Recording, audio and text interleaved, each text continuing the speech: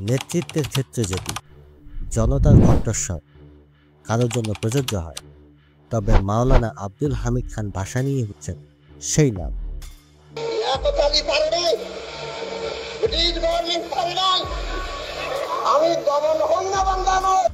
মাওলানা ভাসানী ছিলেন মুসলিম নেতা। তিনি ছিলেন সেই নেতা যিনি সবসময় ক্ষমতার বাইরে থেকেও ছিলেন সবচেয়ে প্রভাবশালী। ভাসানী বলতেন, আমি মানুষের জন্য রাজনীতি করি, ক্ষমতার জন্য না। আমার রাজনীতি হলো শোষণের বিরুদ্ধে সংগ্রাম।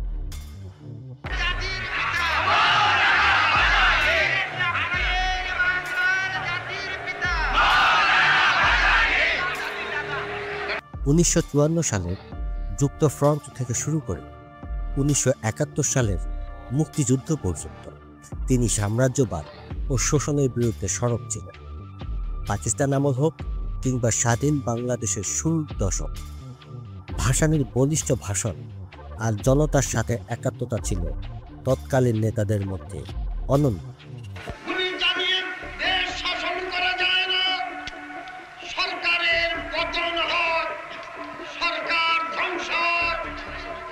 তার বিখ্যাত উক্তি ছিল, সরকার যদি জনগণের কথা না শোনে তাহলে সিন্ধু কাটার ডাক দিতে হবে।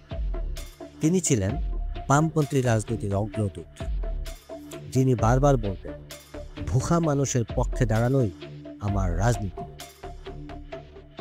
তার ভাসানী সম্মেলন ছিল গরিব কৃষক, শ্রমিক, ছাত্রদের প্ল্যাটফর্ম। জয় বাংলা স্লোগানের পেছনেও ছিল তার প্রেরণা। তিনি বিশ্বাস করতেন, নেতৃত্ব মানে হলো জনগণের মন বুঝে সাহসিকতার সাথে সত্য বলা। ভাসানীর আদর্শ ছিল ইনসাফ ভিত্তিক সমাজ।